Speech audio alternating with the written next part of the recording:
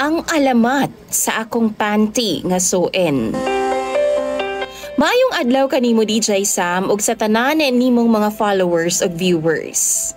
Unta, mabasa ni nimo kay duna pud ko'y i-share nga istorya nga kakaiba gyud ni DJ Sam. Dugay na ni nga panghitabo sa akong kinabuhi. Apan di gyud na ako makalimtan. Tawagan na lang dai ko sa pangalang Darlene. 39 years old ko karon na DJ Sam. Ug sugda na ako nga akong istorya ni adtong 15 anyos pa lang ko. Kadtong panahon na DJ Sam, di pagyud uso ang social media. Apan uso na ang suon nga panty. Estudyante pa lang ko kani adto nga time DJ Sam.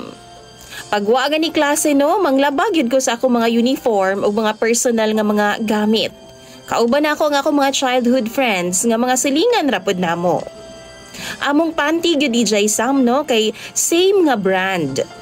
Ug amo tong gibutngan gyud og mga pangalan namo.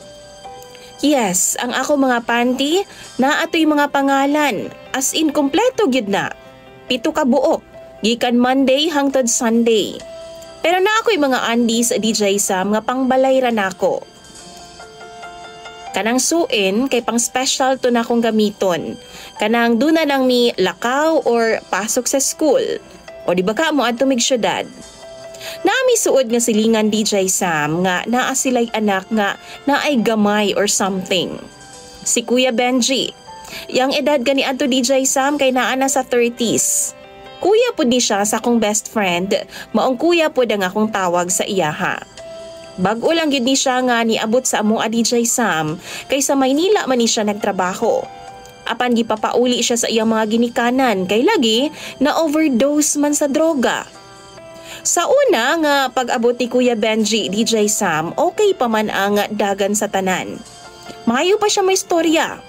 Pero paglabay sa pipila ka adlaw DJ Sam, murag lahi naman. Kay magsigi naman lang siya aw-aw kada buntag og hapon. Kana bitong murag iro DJ Sam. Tapos, kung istoryahon nimo siya, di mo tubag. Magsigi nang na siya ngisi DJ Sam, maong mahadlok na lang kumuduol sa iyaha. Dunay kausa gani no nasakpan namo siya nga iyang giistorya ang mga kahayupan ug mga tanom. Di na gyud na normal ang iyang pangutok DJ Sam. Kay kung tawgon ko niya, magkruk-kruk ma siya DJ Sam. Mura bitaw nagtawag og manok. Pero di manon siya manakit DJ Sam sa amua. Usa ka adlaw ni ana, humanamog laba, akong gisampay ang akong mga andi sa bintana. Dito sa akong kwarto DJ Sam, naaman dito ang among sampayan. Sa kakapoy, nakatulog ko sa sala. Og dihang niulan, gipukaw ko sa akong mama DJ Sam nga kuhaon daw nako akong mga sinampay kay basin daw og mabasa. Pero pag adto nako sa kwarto, ako nauntang kuhaon ng ako mga andis.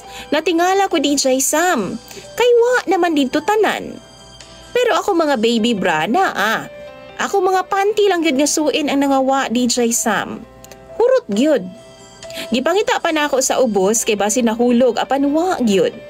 Gipangutana pod nako si mama apan wa daw siya kahibaw kung asa. Kay ako lagi daw ang naglaba og nagsampay. Nganong siya daw ang akong pangitaan. Pero tigid na akong lisanga DJ Sam. Gipangita nako sa balay apan wa gyud. Samtang gipangita nako akong panty DJ Sam, akong papa ug ang akong igsuon. Kay gikan man sila sa plaza, perting katawa sa akong igsuon DJ Sam. Ingon pa siya, "Ate, ang imong panty to akang Kuya Benji. Gihimong pandong sa ulo ug sigig sayaw-sayaw didto." Daghang tao DJ Sam ang nakakita.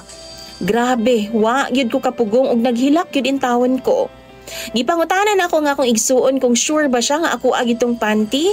Ingon siya sure daw, kay naaman daw yung mga pangalan. DJ Sam, grabe na akong hilak gyud.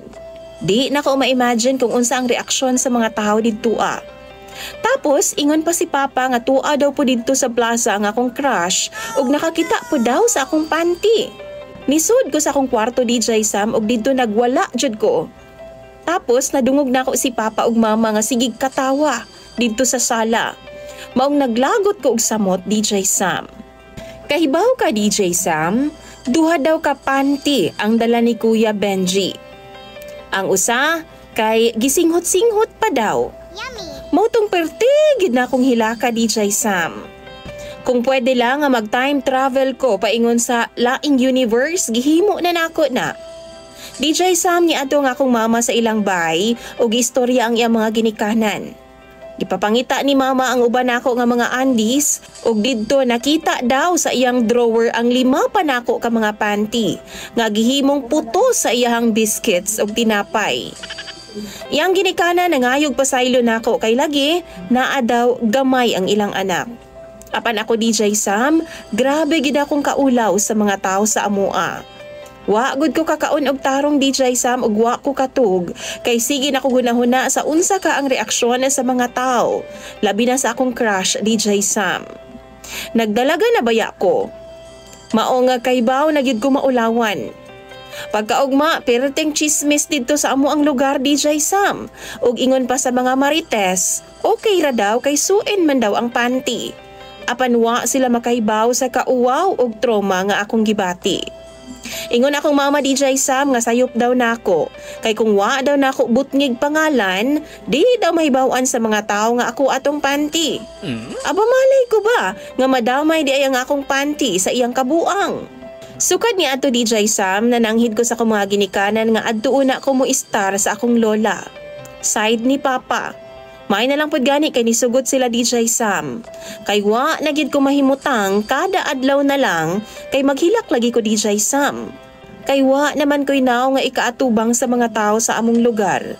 Grabing ulawa gid nako. Grabing paita sa akong childhood experience ug makatawa na lang ko nga makauulaw. Maong di gyud nako na malimtan DJ Sam. Hangtod karon no nga niabot na kog 39 nga edad, wa gyud ko ni balik dito sa lugar ni mama. Sila na lang ni Papa ang magbisita sa ako adinhi, tungod kay hangtod karon na di gyud intawon ko makalimot sa mga panghitabo. Among mga followers sa DJ Sam nga mga babay. Doon na ba pud mo'y ingon ani nga experience? Kung same bata nga nagabutang pud og name sa inyo mga andis? Dinhi na lang kutob DJ Sam mga akong i-share nga istorya. Dagan kayong salamat ha, ug more power sa imong programa. Imong follower ug sender, Darlene.